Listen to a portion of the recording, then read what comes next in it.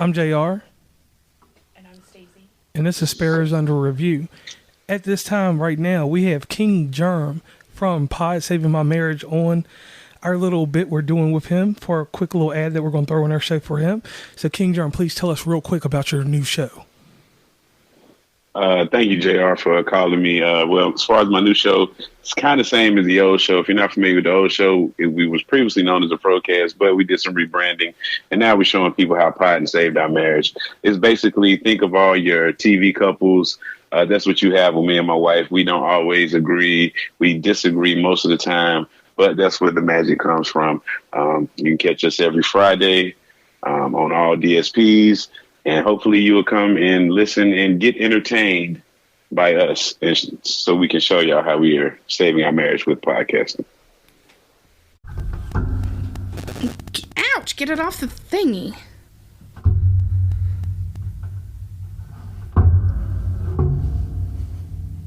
Just keep my phone on my leg so I don't hear the doom, doom, doom. Chicky wop, wop, wop.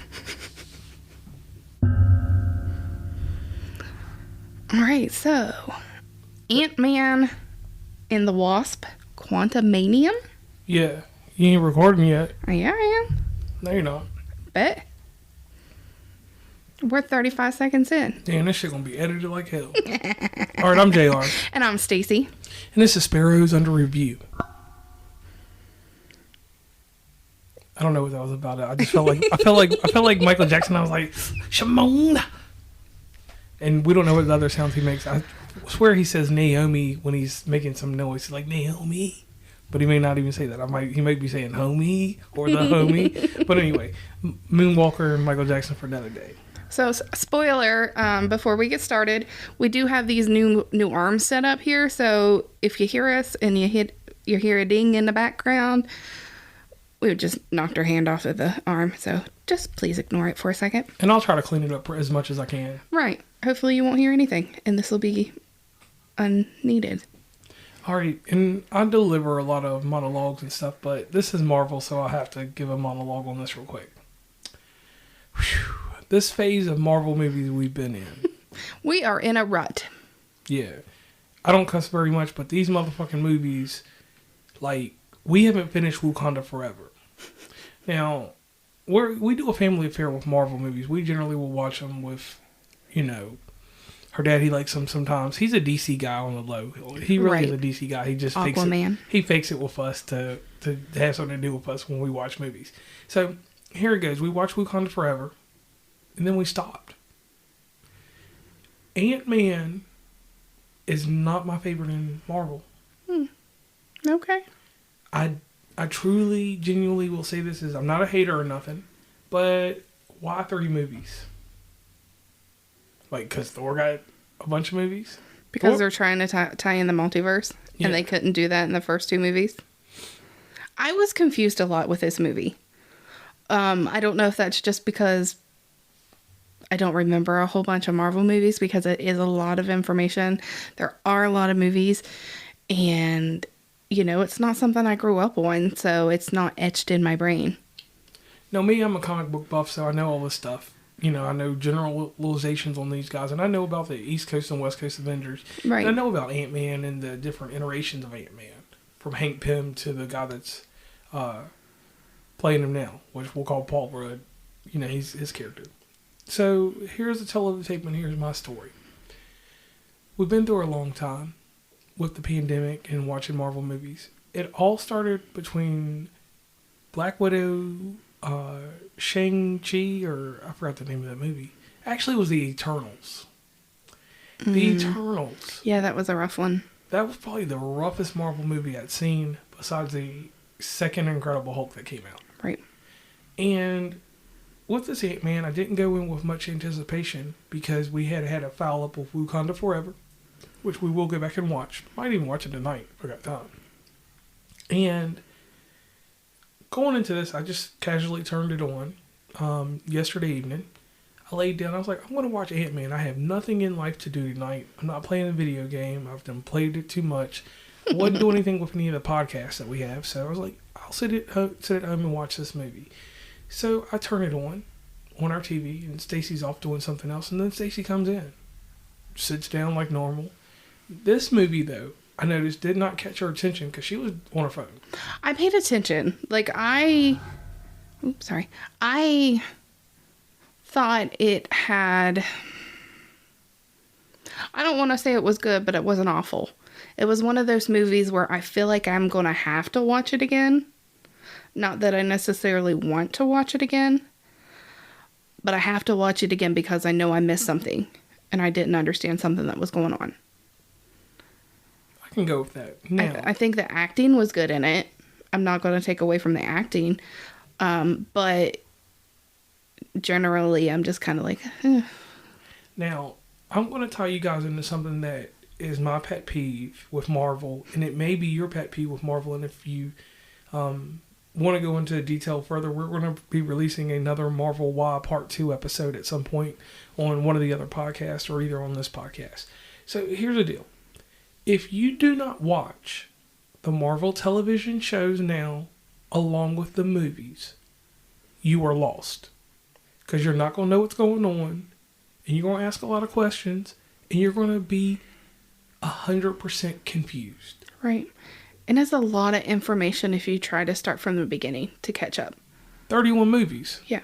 And then that's not even counting all of the series. Yeah, all the series, and then sometimes if you want real knowledge, and I say this real knowledge, you have to actually go back and watch some of the animated cartoons too, because they tell the comic book story to a T. Right, like the whole multiverse stuff that you watched, and I'm just like, I don't want to watch that. That's not going to tie into anything.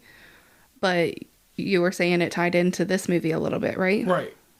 Everything has a point. So the first thing that I want to talk about first is this. Kang the Conqueror, that is the villain in this movie. If you watch Loki for any iteration, this tells you the story of who he was in that TV show. If you have not watched the TV show and you're not familiar with the comic books, Kang the Conqueror in this whole movie throughout it means nothing to you. You just think he's another villain. Right. If you know who he is, and if you don't, here's a quick spoiler. Kang the Conqueror flips through time. There's multiple versions of him. He's a stronger villain than Thanos.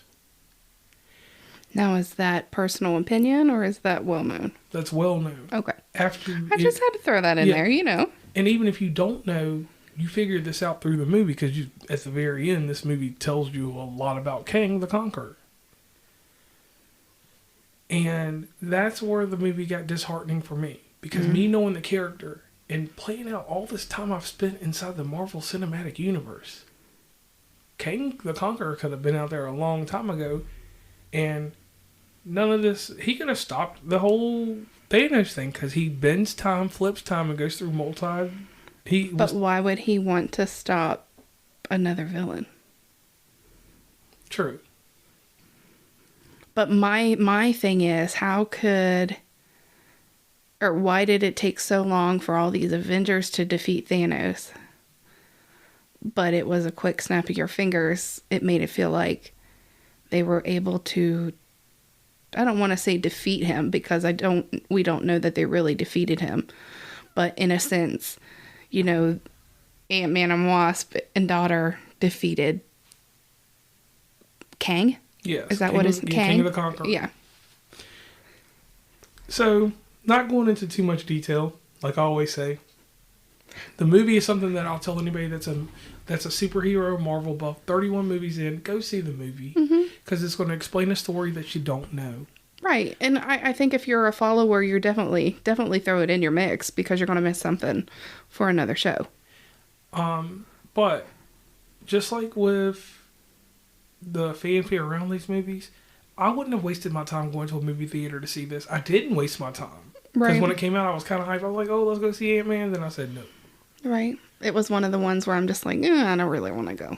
Right. And by the time it was in theaters to the time now, it's already on digital download. You can watch this digitally. You're not going to watch it on on Disney Plus. So get that out your hand. It'll be there probably in June or so. So going into the story, you hear about Hank Pym, which is played by Michael Douglas. You hear about Michelle Pfeiffer's character, which has a situation with Bill Murray. And Bill Murray and her, you hear a little innuendo, so you're kind of like, wow, what's going on with her? So Michelle Pfeiffer's story in this, and I'm sorry that I don't remember her character, we found out that she was a bad person. She was out here... Janet. Janet was out here doing her thing over the 30 years that she was stuck in the quantum verse. Right. It made me feel like, what's his name? Bill Murray? Yeah, what's his character's name? Oh, I forgot his character's name. What is his character's name? Hold on, I'll have it in just a second. Anyways, I feel like, I don't know that they had anything going on. Maybe he was just the type of guy that is very... Lord Krylor? Oh, okay. Maybe that's just his personality.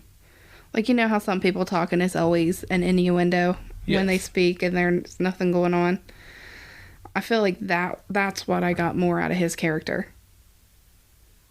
Okay. But I mean, I paid attention enough to know what was going on. We were excited when we seen MODOK. Yes. Oh, wow. Now, I'll say this real quick. Everybody knows that I'm a fan of MODOK. Like, I've been looking to go get a Marvel Legends toy of him when it goes on sale.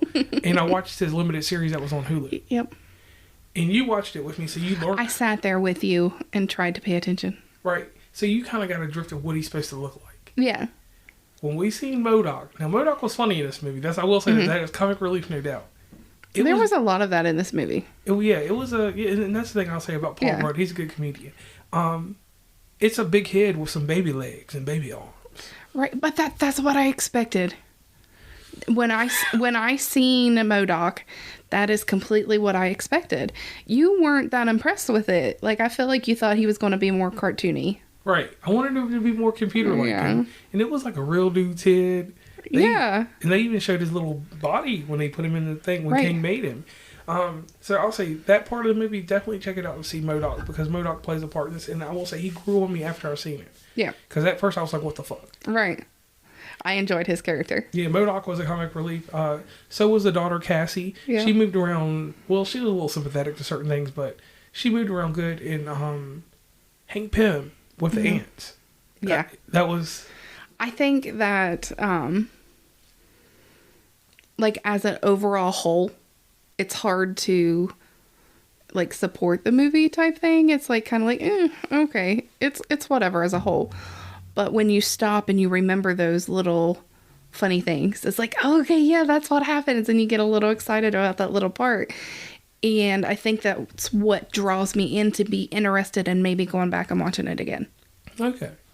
And the character development for every character was great except Wasp.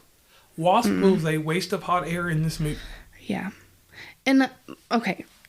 So, I don't know if you know, and if anybody out there is listening, please educate me, because I don't know the Marvel Universe.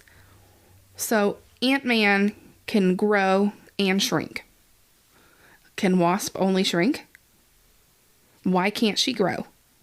That's a hard one. I don't really know, because it's like Ant-Man, he got big. Right. He got small. And then the daughter, I forgot what her character got small and big. At first she only got small. Right. Because I feel like there at the end, they had, spoiler alert, she had that little disc that she did something and she got real big.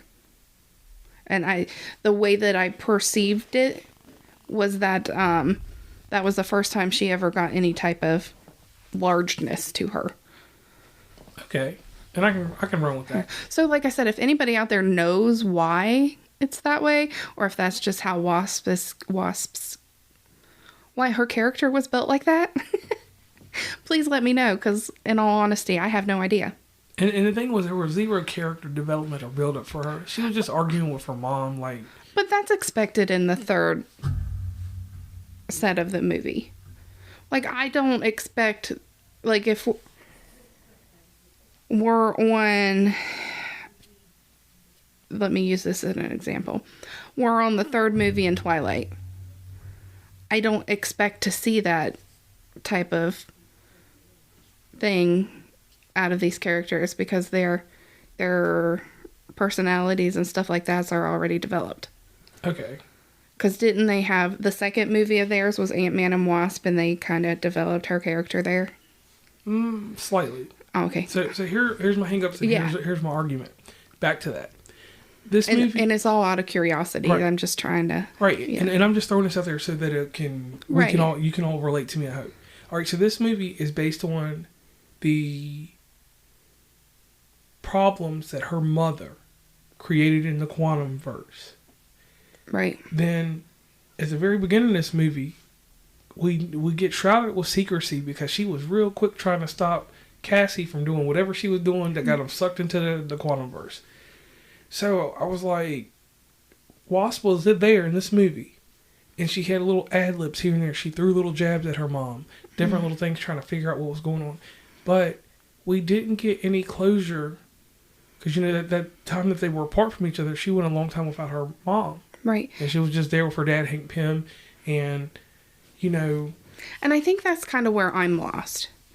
I don't remember her mom coming back. Then that means you haven't seen the second movie all the way through. Okay.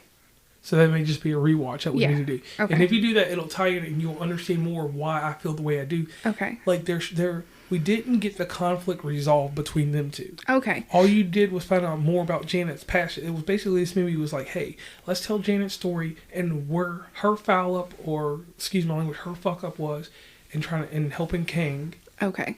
And she did help him. Right. Because you got to remember, I missed the first 10, 15 minutes of the movie. I didn't come in until they were already in the other... Oh, all right. So, yeah, Other you missed it. So universe. you missed the movie, basically. Okay, yeah. Yeah, first 10 minutes sold the movie. Okay. And then the Because movie- somebody didn't tell me he was watching it. My fault. Maybe not. Maybe yours. Totally yours. But the thing is that the movie had good action and stuff in it, but all it did was develop the next character that's supposed to carry on the villain part of the MCU. Kind of like it was a filler movie. It was unnecessary, but it was a filler movie Right. And to establish your villain. right. Even though your villain was established as the man that we must not talk about on the Loki series. Right. And when you go back in at the very end, in those reels that you get at the very end of the movie, you get a connection to Loki, and then you get a full connection on that Kang is bigger than what we thought. Right. And once you get that, that's what Marvel does. They leave us with a feeling that, hey, I might have to watch the next thing coming out, even though the next thing coming out is The Marvels, which that's Captain Marvel, the little Marvel girl that's got the TV series, and then the other Captain Marvel, Okay. which is her friend. So here's my take of the whole Marvel universe. I understand that they're hard movies to make. There's a lot of hard work and dedication that goes into them. And I'm not taking anything away when I make this statement. So please, if anybody related to Marvel is listening by chance, please don't get offended. I mean no disrespect by this comment. I feel like the amount of time between the end of this movie and by the time that this movie is released is so large for your new people coming in. It is hard to catch up because it is very difficult to want to rewatch something in order to allow it to tie into something else. It has like you said, 30, 31 movies, something like that. And you have at least how many series? Like, I know 4 of them, and that's just the 4 I know. So it's not like the Twilight movies. You know, they came out, and there was only 4 or 5 of them? Mm-hmm. 4. My bad. Whatever, however many they are. Or even the Harry Potter movies. I could rewatch the first Harry Potter movie the night before the second one came out, and it's still fresh in my mind, and I'm going to be able to connect the 2 pieces. I can't do that with Marvel. And maybe that means I'm not a huge Marvel fan. I don't know. But in order to build your new audience coming in, you've got to think about that. Like, maybe there's something that needs... maybe there's something out there already that has them tied together, and it kind of gives you a cheat sheet. Am I making any sense? Yeah, you're making sense. Because, like, we can't sit down with my nephews and talk them or convince them to be big old Marvel fans, because they're not going to sit still long enough. Right. The problem that I see with Marvel, as far as its development and keeps going, and it was a problem before any of these movies came out, back with the cartoons and stuff like that. Like, you have to dedicate yourself to this. Right. Just like people dedicate themselves to Harry Potter, Right. to Twilight, Lord of the Rings, Aliens. Right. So many different franchises, Titanic. We're not going to count Avatar, because Avatar ain't... I'm not even going to Right. talk with my Like, breath. but the difference in between, like, the Harry Potter universe and the Marvel universe, Harry Potter is done, basically. You have 8 movies based off of 7 books, and it is very easily tied in. Marvel is a universe. Like, Harry Potter is a planet. Marvel's a universe. Right. And it's... Sorry, guys. It's large. Yeah, it's ridiculous. And like I said now, like, it is too hard to get into, because you have to watch movies. And before, you could just watch movies and be fine. Right. But if you don't tag along with the TV show, it's a waste of your time. Right. And I've gotten to the point with it where I know certain things I can watch with everybody. Mm-hmm. And it's certain Marvel stuff that I'm just going to sit back and watch on my own. Like when the Thunderbolts comes out, because it has the bad guy from Black Widow in it, the father, I can tie into a few of those characters on there, and I know them, and I know about the Thunderbolts. So I'll watch that without you, because Right. you'll have zero tie into it. You'll watch it and be like, what is this? Right. Like, I have to ask you so many questions when it comes to these movies. And like I said, it's not to take anything away from Marvel, because, you know, they do a very good job with what they do. It's just a lot of information to take in. And just like, I'll say this for this episode, because I don't know when it's exactly going to come out, but I'll say this. I want to skip Guardians of the Galaxy 3. Major points on it is that... I'll probably convince them into watching it because I want to. I'll skip it. I'm not going to see it in the theaters or anything. No, I mean, I honestly don't look forward or expect us to watch any Marvel movie in theaters. Yeah, so... I'm hyped sorry, about- I don't have the attention span to sit there in a theater that long. Right, because I'll be honest, I fell asleep during Endgame. Right. and we can't take a bathroom break because we're going to miss something. Yeah, and that's the only thing about that. And to be honest with everybody about my feeling about the Marvel movies, I only watch them till the end. Because before we even watched Ant-Man, I'm going to give this admission here. I watched the ending of the credits to see what was going to happen for the next movie. I didn't even watch a part of the movie. I just wanted to see the end. When I seen the 2 parts, I was like, wow, I'll watch this movie. I did that on Monday. Watched the show we watched it on Tuesday or Wednesday, whenever it was. So, here's my rating. This movie is dumpster juice. Okay. I mean, see, I'm between dumpster juice and number 3. Because I don't think it was completely trash. I think that it had its good parts in it. And I'm going to watch it again. But like I said, I feel like it's I have to watch it again. Not I want to watch it again. Right. And for me, there was too much time between Ant-Man and Wasp to this movie. Mm-hmm. There were too many other movies that come in. And I hate to do this, and I know people are going to get mad at me, but I find the Venom movies to be better than anything that Marvel puts out. And I did not say Morbius, because we reviewed Morbius. Morbius is its own movie. It's not part of Marvel. It's part of the Spider-Verse. So, not talking about that. And I will even say this, the Spider-Man with Doctor Strange movie. That was the last good Marvel movie I seen. Yeah, I enjoy the Doctor Strange movies. Yeah, the Doctor Strange one was the last one that was good. I feel like, and I guess this is probably the way it is in the comic books, but I feel like you have 10 different movies and 10 different characters, and you're trying to shove them in my face all at one time. And that's probably how the comic books are, right? Yeah, So I understand that, but that's not how my brain works. And I know not everything is for everybody. It's one of those situations that we talked about earlier on a different episode for your show. Yeah. You can't create something that's going to be, that you think is going to be good for everybody. You want to create everything that might be good for somebody. Yeah. And I explained that awful, so sorry, but you get the gist. all right, so what did you rate this movie again? I'm between Dumpster Juice and 3. 3? Okay. I'm not at a 3 because I don't, like I said, I don't want to have to watch it again. I feel like I need to watch it again. And I'm not saying it's a painful process to watch these movies, but when you give 2.5 hours, these movies be like 2 hours and 40 minutes and stuff. Right. That's a lot of time for me to be giving. I only like to give an hour up or 45 minutes. Right, and I have that bad attention span, so giving up that amount of time, I was like, I could be earning lives or money on my game. Right. So on that note, I'm JR. And I'm Stacy. And this is Sparrows Under Review.